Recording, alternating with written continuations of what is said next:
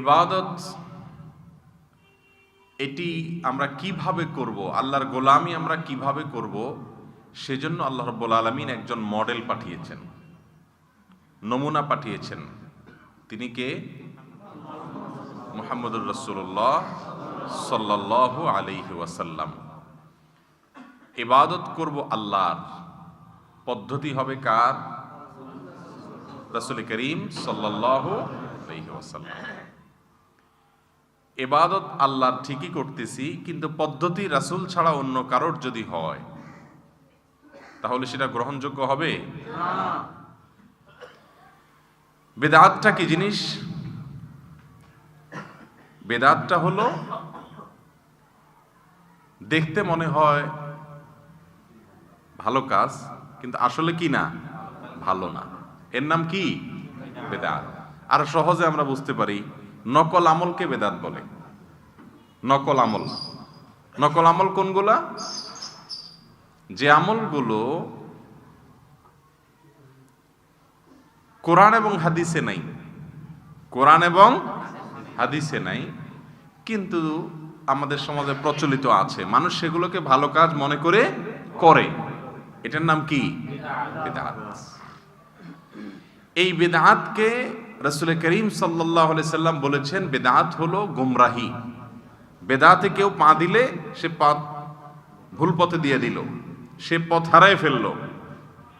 আর গোমরাহির পথে কেউ পা দিয়ে দিলে তার ঠিকানা কোথায়? জাহান্নাম। ইবাদত হবে আল্লাহর শুধুমাত্র, আর পদ্ধতিটা হবে কার? রাসূল করিম সাল্লাল্লাহু আলাইহি সাল্লাম। আমাদের মধ্যে সমস্যা দুই রকমের। কিছু লোক আছে এই যে শিরক টিরিক করি, আল্লাহ মাফ করুক, এগুলো তো আছেই। আর কিছু লোক আছে আলহামদুলিল্লাহ আমাদের মধ্যে শিরক নাই কিন্তু বিদআত আছে। কি আছে? বিদআত আছে। বিদআত কেমনে আছে? ইবাদত করি ঠিকই, কিন্তু সুন্নাহ অনুযায়ী করা হয় না। একজন মুসলমান প্রত্যেকটা কাজ তিনি খোঁজ করবেন তার রাসূল কিভাবে করতে বলেছেন, কারণ কাজের নির্দেশ করেছেন আল্লাহ, আর সে কাজের নমুনা, মডেল, স্যাম্পল হিসাবে দিয়েছেন মুহাম্মদ রাসূলুল্লাহ সাল্লাল্লাহু আলাইহি সাল্লামকে। এই জন্য আপনার ইবাদতটা হইতে হবে তার মডেল অনুযায়ী। তিনি যা বলেছেন, যেভাবে করেছেন, সেইভাবে যদি হয় তাহলে আল্লাহর কাছে এটা কি হবে? ইনশাআল্লাহ গ্রহণযোগ্য হবে। আর তা না হলে সেটা কি হবে না? আল্লাহর কাছে গ্রহণযোগ্য হবে না। আল্লাহ রাব্বুল আলামিন আমাদের সকলকে বিদআত থেকে বেঁচে থেকে নেক আমল করে দুনিয়া থেকে যাওয়ার তৌফিক নসিব করুন। আমিন। বিদআত মানে নতুন জিনিস। আমাদের সমাজে অনেক ভাই আছেন, অনেক লোকজন আছেন, তারা বলেন যে সব নতুন যদি বিদআত হয় আর সব বিদআত যদি হারাম হয়, তাহলে যে মাইক রাসূলের যুগে ছিল না, মোবাইল রাসূলের যুগে ছিল না, বিমান রাসূলের যুগে ছিল না, তাহলে আমরা এগুলো ব্যবহার করি না। কি বলেন, এগুলো কি বিদআত? ইসলামী শরীয়তে বিদআত কাকে বলে? যেই কাজটাকে সওয়াবের কাজ মনে করে মানুষ করে, অথচ কোরআন হাদিসে সেই কাজ করার কোনো নির্দেশ নাই, ওইটার নাম কি? বিদআত। তো মাইক ব্যবহার, মোবাইল ব্যবহার, এগুলো কি কোনো সওয়াবের কাজ? এগুলো তো দুনিয়ার কাজ। দুনিয়ার কাজের ক্ষেত্রে যত নতুন হবে তত ভালো, যত আধুনিক হবে তত ভালো। দিনের ক্ষেত্রে কোনো আধুনিকতায়, কোনো নতুনত্বে কোনো কল্যাণ নাই, বরং এটা দেখতে হবে অরিজিন কিনা, কোরআন হাদিসে আছে কিনা, গোড়ায় আছে কিনা।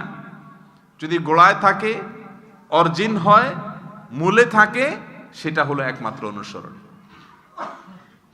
প্রিয় ভাইরা আমার, এই জন্য রাসূল করিম সাল্লাল্লাহু আলাইহি সাল্লাম আমাদের আয়েশা বর্ণিত হাদিসে বলেছেন, মান আহদাসা ফি আমরিনা হাযা, আমাদের এই কাজে, অর্থাৎ ধর্মের মধ্যে, ইসলামের মধ্যে যদি কেউ কোনো নতুন কিছু যোগ করে, সৃষ্টি করে, মা লাইসা মিনহু, যে বিষয়ে এই কোরআনে কোনো কিছু বলা হয় নাই, হাদিসে কোনো কিছু বলা হয় নাই, কিন্তু জিনিসটা নতুন, ফাহুয়া রাদ, তাহলে এটাকে প্রত্যাখ্যান করো, এটাকে গ্রহণ করা যাবে না।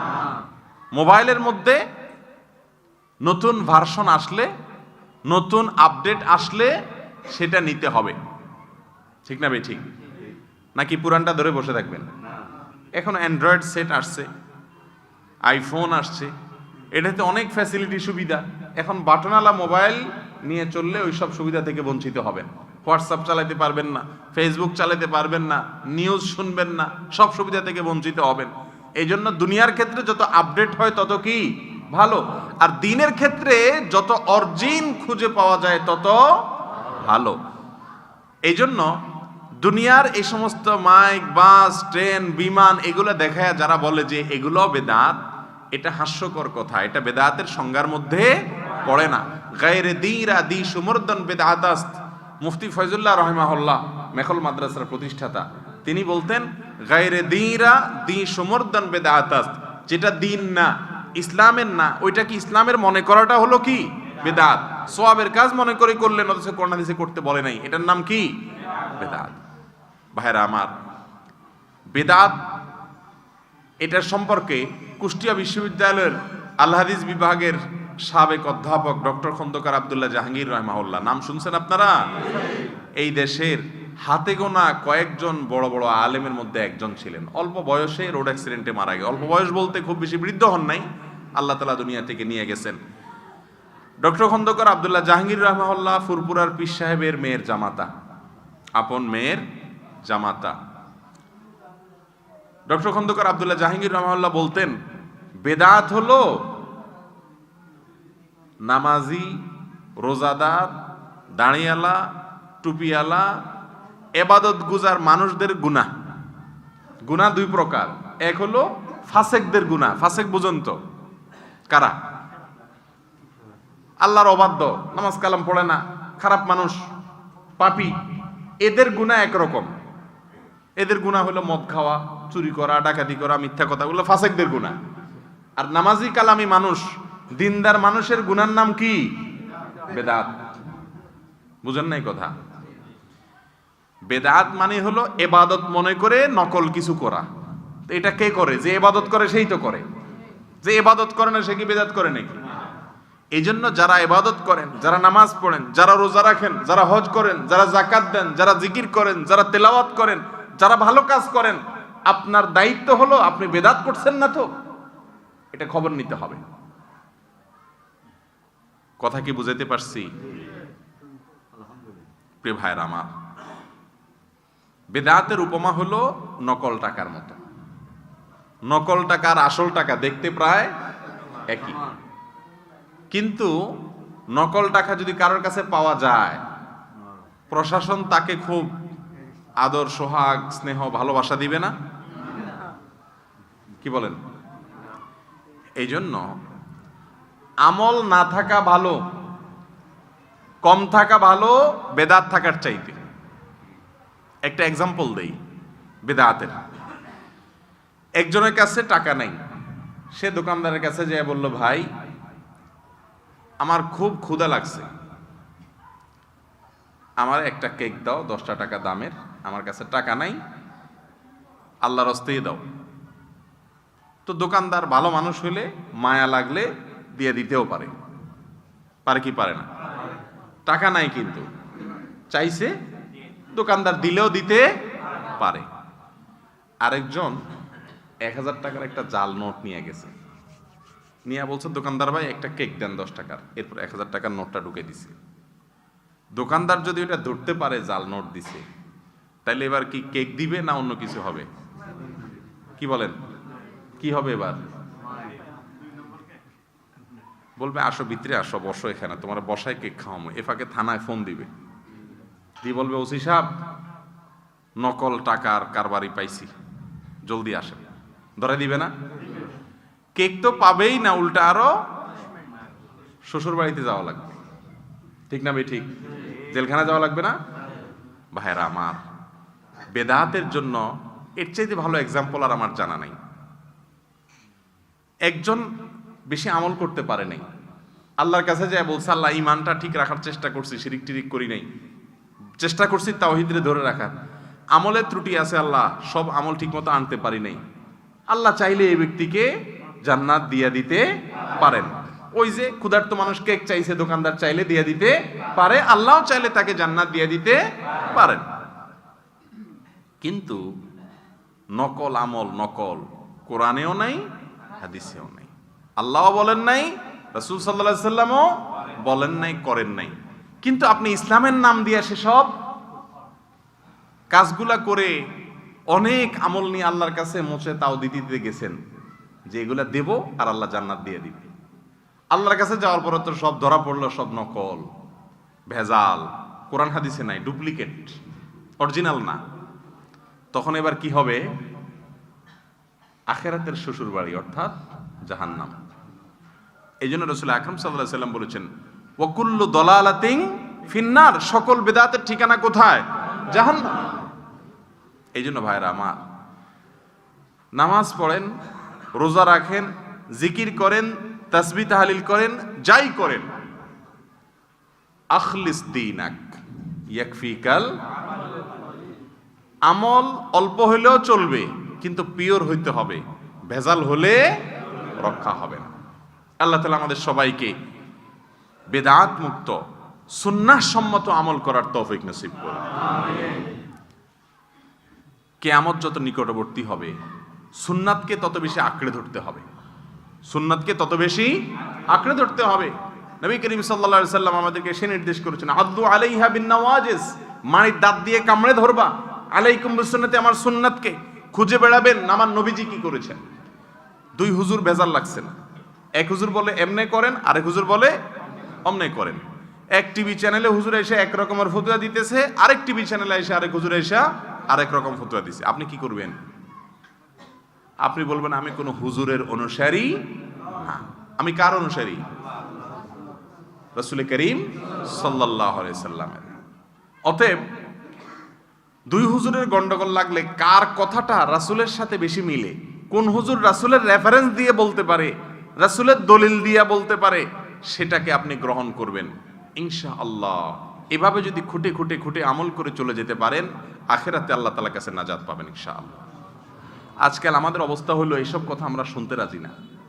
আমরা চিন্তা করি যে বাপ দাদা 14 গোষ্ঠী যা করে আসছে সেটাই ভালো, এখন আবার এসব নতুন নতুন কথা আমরা শুনি কেন? ভাইরা আমার, আমি একটা কথা প্রায় সময় বলি, যারা বাপ দাদার দোহাই দিয়ে কোনো সংশোধন নিতে রাজি না, আপনাদেরকে আমি বলি, আমাদের এই সমস্ত অঞ্চলে প্রচুর পরিমাণ মানুষ প্রবাসে থাকে, তাই না? বাপ দাদা তো প্রবাসে যায় নাই, আপনারা প্রবাসে যান কেন? দুনিয়ার বেলায় খুব ভালো বুঝেন মাশাআল্লাহ। বাপ দাদা চান্স পায় নাই, সুযোগ পায় নাই, যায় নাই, আমরা সুযোগ পাইছি, আমরা ছাড়বো নাকি? এখানে তো বলেন না যে না আমার বাপ দাদা হাল চড়ছে, আমি এইটা রেখা সৌদি আরব যাব না। এরকম কোনো মানুষ পাইছেন আজ পর্যন্ত? নাই। কিন্তু ইবাদতের ক্ষেত্রে, আমলের ক্ষেত্রে আপনি বাপ দাদার দোহাই দেন। কোরআনে কারিমে কয়েকবার আল্লাহ তাআলা বলেছেন, কাফেরদের একটা বদভ্যাস ছিল, তারা বলতো মা ওয়াজাদনা আলাইহি আবা আনা, আমাদের বাপ দাদা যা করছে আমরা তা করব। বলে নাই কাফেররা? মক্কার মুশরিকদেরকে যখন প্রিয় নবীজি বলেছেন তাওহীদের উপরে চলতে, জবাব কি দিছে তারা? মা আলফাইনা আলাইহি আবা আনা, মা ওয়াজাদনা আলাইহি আবা আনা। একই কথা বিভিন্নভাবে তারা বলছে যে আমাদের বাপ দাদারা যেমনে করছে আমরাও এইভাবে করব। প্রিয় ভাইরা আমার, বাপ দাদার নাম বেচলে আখিরাতে নাজাত পাওয়া যাবে? আল্লাহ কি বলবেন যে তোমাকে কি বাপ দাদা দিয়ে গেছিলাম আমি? তোমার তো কোরআন দিয়ে গেছিলাম আর আমার রাসূলের হাদিস দিয়ে গেছিলাম। বাপ দাদা যদি ভুল করে থাকেন তাদেরকে আল্লাহ মাফ করবেন, তারা না বুঝে করছেন, কিন্তু আপনাকে আল্লাহ মাফ করবেন না, কারণ আপনার এখন সামনে বুঝার সুযোগ আছে। তখন এত বুঝার সুযোগ ছিল না। এখন একজন হুজুর উল্টাপাল্টা বললে, আমি উল্টাপাল্টা বললে, এই যে ক্যামেরা রেকর্ড হচ্ছে, সারা দুনিয়াতে মানুষ শুনবে, পরের দিন ধরে ফেলবে যে মৌলবী অমুক জায়গা ভুলটা বলে আসছে, কোনো রক্ষা নাই। কিন্তু আগে বাপ দাদার আমলে এই সুযোগ ছিল না, যার কারণে ওনাদেরটা আল্লাহ মাফ করবেন ইনশাআল্লাহ, কিন্তু আমাদেরটা মাফ হবে না, কারণ আমাদেরটা ভালো মন্দ যাচাই করার সুযোগ আছে না নাই? এই জন্য বাপ দাদার দোহাই দিয়ে রক্ষা পাবেন না, কোরআন এবং হাদিসের সাথে মিলাইতে হবে। আপনি বলবেন আমি তো কোরআন হাদিস বুঝি না, আল্লাহ বলবে সব বুঝো চান্দু, শুধু কোরআন হাদিস নিয়ে বুঝো না। নাম লিখতে পারে না, মূর্খ মানুষ। জমির দলিল, জমি কিনছে, দলিলটা তার নামে হয়েছে কিনা, ঠিক মতো হয়েছে কিনা, কি করে? বৌমার কাছে নিয়ে যায়, বৌমা পড়ালেখা করা মানুষ, তুমি একটু দেখো তো আমার নাম, দেখো তো ঠিক আছে, আমার বাবার নাম ঠিক আছে কিনা, সব ঠিক আছে কিনা, পড়ায় কিনা। এরপর আবার বলে যে বৌমা ঠিক বলছে না বলছে, আরেকজনের কাছে নিয়ে যায়, আরেকজনের কাছে নিয়ে যায়। কয় জায়গায় নেয়? নিয়ে যতক্ষণ পর্যন্ত মনে শান্তি না পায় ততক্ষণ পর্যন্ত শুধু ঘুরতে থাকে দলিল নিয়ে। ঠিক না ভাই? ঠিক। দুনিয়া তো মাশাআল্লাহ খুব ভালো বুঝি আমরা, আখিরাতের বেলা আসলে আমরা বলি একদম হাত পা ছেড়ে দিয়া বলি যে আমরা তো সাধারণ মানুষ, আমরা এত কিছু বুঝি না, হুজুর এত কামড়া কামড়ি করে দুধ, আমরা এত কিছু বুঝি না। আল্লাহ গুরুজ দিবে, গুরুজ। আমি একটা কথা সবসময় বলি, আচ্ছা বলেন তো সয়াবিন তেল যে খান আপনারা, কোনটা খাঁটি বলেন? কয়েকটা ব্র্যান্ড আছে না, ফ্রেশ, রূপচাঁদা, তীর, পুষ্টি, বলেন বসুন্ধরা, অনেক কিছু আছে। বলেন কোনটা ফ্রেশ, কোনটা সবচেয়ে খাঁটি বলেন? উনি বলে তীর, উনি বলে রূপচাঁদা, উনি বলে পুষ্টি, আরেকজন বলবে ফ্রেশ। দেখছেন নি এবার কাহিনী? কোন তেল কোম্পানি তার তেলের বোতলের গায়ে জীবনে লেখে যে আমার তেলে 99 ভাগ খাঁটি, 1% ভেজাল আছে, এরকম লেখে কেউ? সবাই কি লেখে? 100% খাঁটি। আজ পর্যন্ত কোনো মানুষ পাইছেন রাগ করে এটা বলছে দুধ তেলই খাবো না? সবাই বলে আমারটা খাঁটি, আমি কাঠটা শুনবো, তেলই খাবো না। রাগ করে এটা করতে শুনছেন? কি করে? একদিন তীর কিনে, আরেকদিন পুষ্টি কিনে, আরেকদিন বসুন্ধরা কিনে, কিনা কিনা দেখে দামে ঠিক আছে কিনা, পেটে বুটবাট ফুটপাট করে কিনা, যেটা স্যুট হয়ে যায় সে মনে করে এটা হলো ভালো, তুলনামূলক। ঠিক না বে ঠিক? তো দুনিয়াটা তো ভালো বুঝেন মাশাআল্লাহ। 50 টাকা দিয়ে একটা লাউ কদু কিনবেন, কদু, এটারে টিপতে টিপতে টিপতে টিপতে চতুর্পাশ দিয়ে আঙ্গুল দিয়া এটারে নখ দিয়া খোঁচাইতে শেষ পর্যন্ত লাউওয়ালা বাধ্য হয়ে বলে ভাই নিলেন না, না নিলেন না, খোঁচায়েন না। কারণ লাউওয়ালা জানে যে আসলে হাতে কি করবে, এটা খোঁচানি দিব। 50 টাকার লাউ বাতিনা ডেগা, এটা দেখানোর জন্য যদি এত খোঁচাইতে চান তো আপনি জান্নাত কিনবেন যে আমল দ্বারা, সে আমলটা ঠিক না বেঠিক যে যাচাই করবেন না? যাচাই করতে হবে না? নাকি বলবেন না অসুবিধা নাই, বাপ দাদা লাউ খাই গেছে, আমিও খাই, যে একটা খাইলেই হইল। দুনিয়ার ব্যাপারে তো খুব ভালো বুঝেন মাশাআল্লাহ। প্রিয় ভাইরা আমার, আখিরাতের ব্যাপারে যাচাই করতে হবে, তাহকিক করতে হবে, অন্ধের মতো মানা যাবে না। আল্লাহ তাআলা আমাদের সবাইকে পিওর ইবাদত করার তৌফিক নসিব করুন। যে লোকটা দুনিয়ার কিচ্ছু বুঝে না, সে বোঝার চেষ্টা করে আখিরাতের বিষয়, আপনার জান্নাতের ব্যাপার, একদিকে জান্নাত অন্যদিকে জাহান্নাম, জান্নাত জাহান্নামের ব্যাপার, সেখানে আপনার বুঝে না আসলে 10 জন আলেমের কাছে যান, 20 জনের কাছে যান, শুনেন, দেখেন কারটা বেশি যৌক্তিক মনে হয়, তিনি কে বেশি কোরআন হাদিস দিয়া বলতে পারে। আল্লাহ তাআলা কোরআনের সমস্যার সমাধান দিয়েছেন। আল্লাহ বলেছেন ফা ইন তানাযাতুম ফি শাইইন ফারদ্দুহু ইলাল্লাহি ওয়া রাসূলি। তোমরা যদি নিজেদের মধ্যে মতপার্থক্য করো, গন্ডগোল লাগে, এক এক হুজুর এক একটা বলে, তাহলে আল্লাহ এবং রাসূল কি বলে সেটা খুঁজো। হুজুররা গন্ডগোল লাগবে না, হুজুর আপনাদের কথা বহুত শুনছি, এবার বলেন আপনি যে বলছেন আপনার সপক্ষে আমার আল্লাহ কি বলছেন, কোরআন আয়াত নম্বর বলেন। এখন সব বাংলা হয়ে গেছে, চেক করে দেখবো আমি, তাহলে ইনশাআল্লাহ দেখবেন ভেজাল অনেকটা দূর হয়ে যাবে। আল্লাহ তাআলা আমাদের সবাইকে সুন্নাতের অনুসরণ করার তৌফিক দান করুন, বিদআত থেকে দূরে থাকার তৌফিক নসিব করুন। ভাইরা আমার, বিদআত এটা অনেক বড় ধরনের আমল বিধ্বংসী ভাইরাস, অনেক বড় ধরনের আমল বিধ্বংসী ভাইরাস। এই ভাইরাস থেকে বেঁচে থাকতে হবে। আল্লাহ তাআলা আমাকে আপনাকে সবাইকে সেই তৌফিক দান করুন।